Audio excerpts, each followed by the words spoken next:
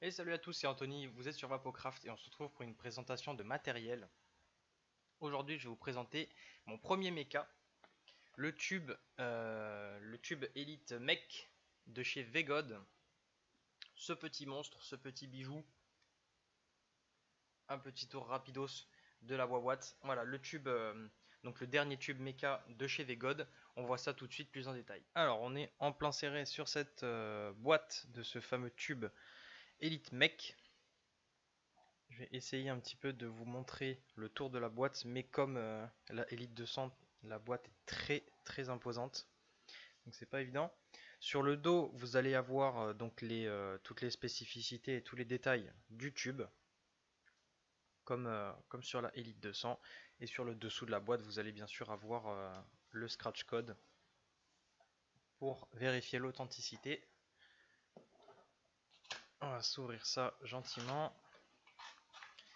On va aussi, pour ce modèle-là, avoir une pochette de transport, une très belle pochette Vegod, qui celle-ci est assez difficile à ouvrir, surtout quand on a du matos devant soi. Il y a des coins qui résistent un petit peu, mais bon, la pochette est toute neuve, donc c'est normal. Voilà, je me bats. Hop. Alors, à l'intérieur de celui-ci, on va avoir un petit filet ici pour pouvoir venir mettre des outils, du coton et tout pour recoiler votre matos. On va avoir un petit ressort de rechange donc pour le switch, pour le fire. On va avoir un petit pins Vegod cuivré, la petite mousse pour protéger le dessus du matos. On va avoir deux autocollants Vegod, donc un blanc comme celui-ci et le même en noir qui n'est pas dans la boîte parce que je l'ai utilisé. On va évidemment avoir un petit manuel d'utilisation avec à l'intérieur les spécificités, les précautions, etc. tout en anglais. Et on va tomber donc sur le bijou, ici, ce petit tube. Et sous la mousse, on n'aura rien, on tombera sur le fond de la boîte. Alors en termes de détails pour ce tube, donc il est fabriqué entièrement en cuivre, il est très massif, très lourd, il fait 213 grammes sans accu, il est très très lourd. Alors à la connexion pour l'atomiseur, on est sur un diamètre de 24 mm, 85 mm de hauteur.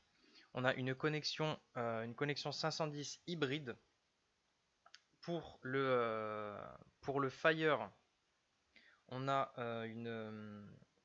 un contact en cuivre plaqué or que vous pouvez voir ici, donc la grosse vis réglable en or, enfin en cuivre plaqué or, avec ici un support de batterie, donc de réglage de batterie qui est monté sur ressort pour être sûr que votre accu soit bien maintenu à l'intérieur. Tiens, il m'a glissé des doigts. Je vais sortir l'accu à l'intérieur du tube. Ici sur le contour, on va avoir une protection en plastique, donc pour bien isoler l'accu au cas où si vous avez un wrap qui est un petit peu piqué sur le côté, etc. Vous pourrez l'utiliser, bon, vaut mieux éviter, hein, mais en soi il sera protégé. À savoir aussi que la protection en plastique, je ne sais pas si vous arriverez à le voir avec la caméra, mais en fait sur le fond, au niveau donc de la connexion hybride, la protection s'arrête. Le fond, en fait, que vous voyez tout en bas là, autour du trou, est directement en cuivre. Donc si vous avez un accu qui est abîmé sur le dessus, vous ne l'utilisez surtout pas. Surtout pas. Parce que ça sera court-circuit et ça ne fonctionnera pas et ça risquera simplement de vous péter à la gueule. Donc si on peut éviter, c'est cool. On va se refermer ça. Au niveau du Fire, on va avoir un bouton poussoir ici très rigide, assez difficile à appuyer, donc une bonne protection pour les Fire involontaires. On va avoir aussi ici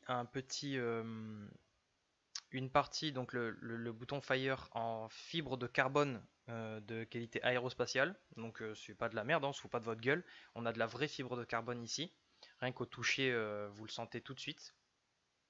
On va avoir ici une belle, très très belle gravure Vegode directement dans la masse. Vous pouvez voir sur le côté ici, c'est bien taillé dans la masse. Ici, il est bien arrondi. C'est pas un tube tout simple, tout droit comme l'ancien modèle, avec donc le blason Vegode. De ce côté-là, on va avoir une belle gravure Vegode qui est assez profonde, donc qui va largement durer dans le temps. On a une peinture noire très très résistante dessus. Donc ça c'est plutôt cool. Au niveau du contact, on va donc avoir des petits détails, du numéro de série, ici le blason, Elite série, euh, ici Elite Mech et donc sur le côté Vegode USA. Et voilà. Qu'est-ce que je peux rajouter? Je vérifie mes petites notes pour être sûr que j'ai rien oublié.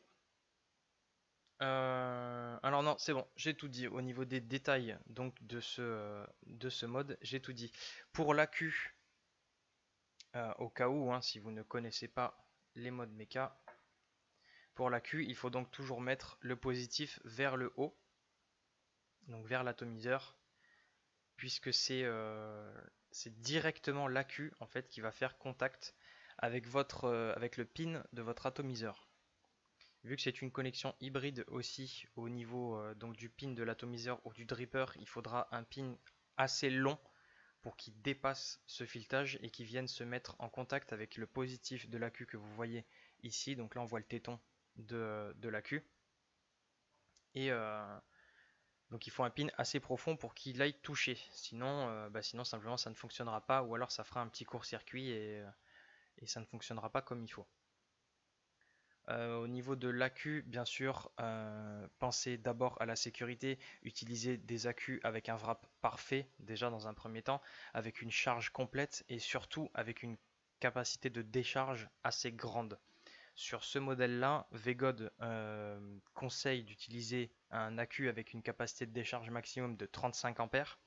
Alors en soi, 35 ampères, c'est pas spécialement répandu, on va dire, c'est que sur certains modèles, mais donc il conseille 35 ampères.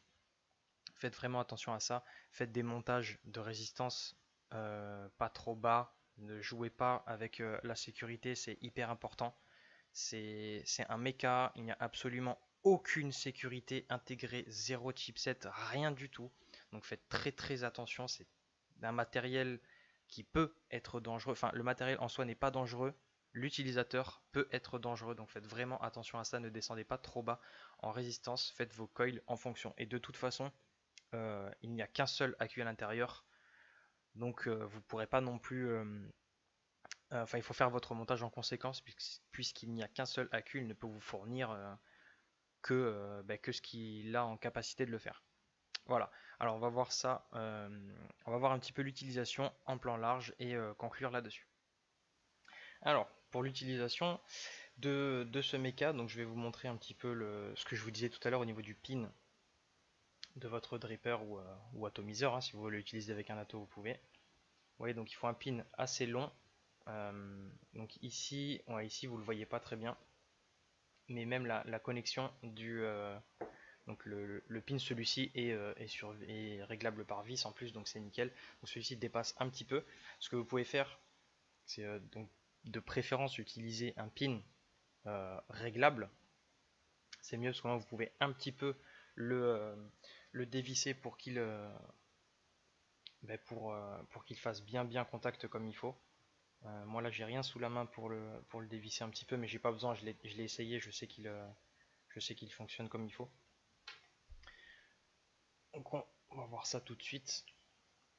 Ah oui, utiliser aussi une petite protection en dessous, ça serait dommage d'abîmer la peinture du mode.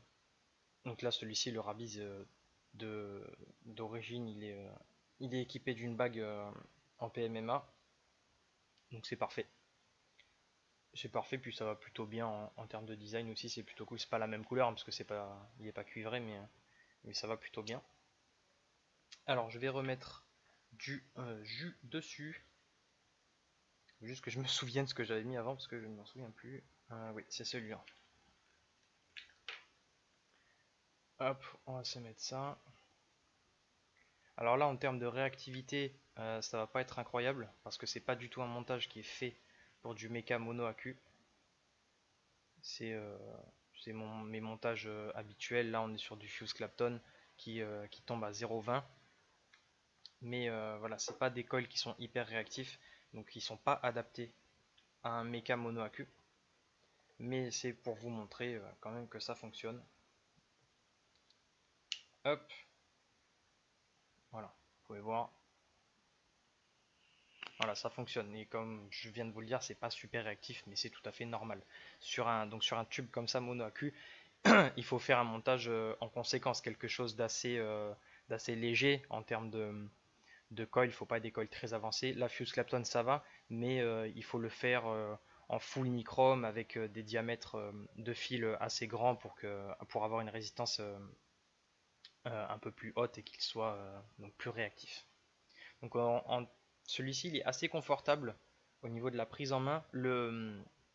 Ce qu'ils ont fait ici c'est plutôt pas mal parce qu'en fait vous allez vous en servir pour caler le pouce et pour bien le tenir en main parce que comme je vous ai dit le switch est assez difficile à appuyer dessus. Alors moi je trouve ça un petit peu dommage on va dire, mais en même temps c'est bien en termes de sécurité parce qu'au moins il n'y aura jamais de fire accidentel. Donc c'est voilà, c'est un mal pour un bien, on va dire ça comme ça.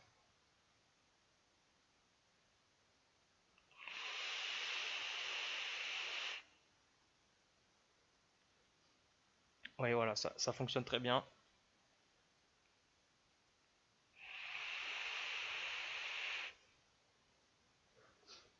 Voilà, ça fonctionne très très bien.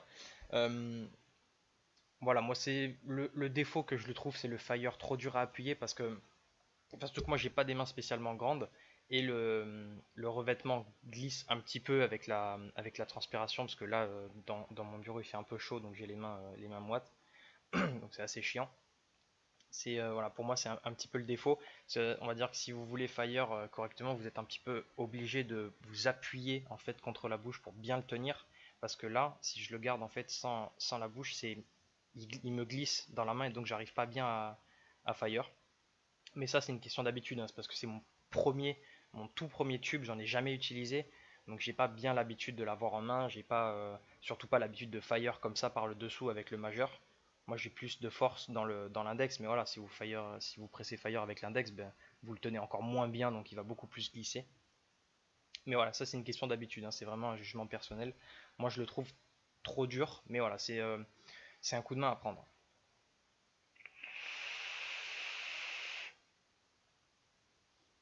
Parce qu'en soi, vous voyez, ça fonctionne très bien. Ça fait exactement ce qu'on lui demande, ça fait ce pourquoi il a été fabriqué. Et voilà, c'est du très très bon matos. On a une fabrication qui est excellente, une finition qui est excellente aussi. Alors un autre point négatif qui a été mis en évidence donc sur certains sites de vente, c'est que vous n'avez pas la possibilité de verrouiller le Fire. Mais vu qu'il est difficile de s'en servir, il n'y aura pas de Fire accidentel. Mais ce que vous pouvez faire, donc la petite idée que j'ai eue, que j'avais déjà vue en fait sur d'autres matos, ce que vous pouvez faire pour entre grosses guillemets le verrouiller, en fait vous le dévissez, vous mettez deux petits tours en moins et il n'y aura plus de contact. Enfin sauf si vous appuyez vraiment à bloc, vous pouvez le dévisser un petit peu plus et il n'y aura plus... là vous voyez, je suis appuyé à fond dessus et il y a zéro contact. Ça fume un petit peu mais parce qu'il est encore chaud mais ça fire pas. Voilà, donc vous pouvez faire ça, mais voilà, c'est pas fait pour. C'est un petit astuce entre grosses guillemets, mais même si j'ai trouvé cette astuce-là, je l'utiliserai pas. Un tube méca comme ça, quand vous ne vous en servez plus pendant quelques temps, enlevez la queue. C'est le mieux à faire parce qu'il n'est pas verrouillable. Donc voilà, vous sortez, vous dévissez le bazar, vous posez la queue à l'extérieur, vous revissez, terminé. Voilà, ça vous prend 30 secondes et au moins vous êtes sûr qu'il est en sécurité. Après, si vous le transportez dans une pochette de ceinture, là comme je vous avais montré ma pochette des singes, là, les Toll Monkey, n'importe quelle autre, hein, on s'en fout de la marque, ça n'a pas d'importance. Vous pouvez utiliser l'astuce, hein, voilà, vous mettez 2-3 tours, vous le dévissez, vous pouvez le glisser dans la pochette, parce qu'en plus dans la pochette il n'y aura aucune pression par le dessus, donc en soi un fire accidentel ça n'arrivera absolument jamais. Voilà, si vous voulez le transporter en sécurité parce que vous vous en servez dans la journée ou dans la soirée ou autre. Voilà. Donc si ce style de matériel vous l'emmenez dans une soirée avec des potes à vous, ne le laissez surtout pas traîner parce que surtout dans des soirées un peu alcoolisées, parce que surtout avec des fumeurs qui n'y connaissent rien, ou même des vapoteurs qui n'y connaissent rien au méca, ne le laissez surtout pas traîner parce que des gens bourrés, ça c'est des choses vraies que je vous raconte, c'est des témoignages en fait que j'ai vus. Faites très attention à ça parce que quelqu'un qui est déchiré ou quelqu'un qui n'y connaît rien, si vous le laissez traîner, il va le prendre, il va vouloir s'amuser avec.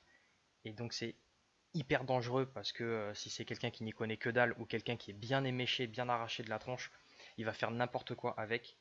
Et c'est donc hyper dangereux, vraiment. Surtout donc un fumeur qui n'y connaît absolument rien au monde de la vape et qui donc ne sait pas que c'est du matériel qui peut être très dangereux et qui peut vous péter à la gueule en fait simplement. Il risque de s'amuser avec, de faire des fires trop longs, ou toutes sortes de conneries que quelqu'un qui n'y connaît rien peut faire. Donc faites très très attention à ça, n'oubliez pas que c'est du méca, qui a zéro protection. Soyez vraiment très très prudent, c'est hyper important parce que vous faites une connerie avec ça, et puis après vous allez encore passer à la télé ou au journal, et les médias ils vont encore s'acharner sur nous, ça commence à être chiant, ça fait déjà plusieurs fois que ça arrive. Donc si on peut éviter un peu d'alimenter cette mauvaise image donc de la vape et des vapoteurs, c'est cool. Voilà, donc soyez très vigilants, parce que vigilant ça n'existe pas, soyez très vigilants avec ce type de matériel, que ce soit du tube ou n'importe quel autre box mecha, soyez vraiment très vigilants, c'est hyper important. Surtout pour votre sécurité, parce qu'en soi l'image c'est pas dramatique, mais surtout pour votre sécurité, c'est hyper important parce que la vape en méca c'est cool, ça envoie beaucoup, ça fait des beaux nuages et tout, c'est plus agréable en vape, mais perdre une main et la moitié de votre visage c'est beaucoup moins cool, donc faites attention. Voilà, je pense qu'en termes de sécurité j'ai bien fait mon speech. Là-dessus on va conclure simplement, donc comme d'habitude vous pouvez me rejoindre sur Facebook pour venir un petit peu discuter si vous avez besoin de conseils et tout, si vous voulez parler de matériel, même de méca ou d'électro, etc. Vous pouvez venir, l'espace des commentaires en dessous de la vidéo est aussi là pour ça, pour discuter et faire votre retour aussi sur la vidéo. Ça me fait toujours plaisir de savoir un petit peu ce que vous pensez donc de la vidéo que je fais. Et voilà, pensez à vous abonner aussi à la chaîne pour suivre la suite des vidéos, pour avoir les notifications YouTube. Et sur ce, comme d'habitude, bonne vape, restez dans les nuages et surtout restez en sécurité.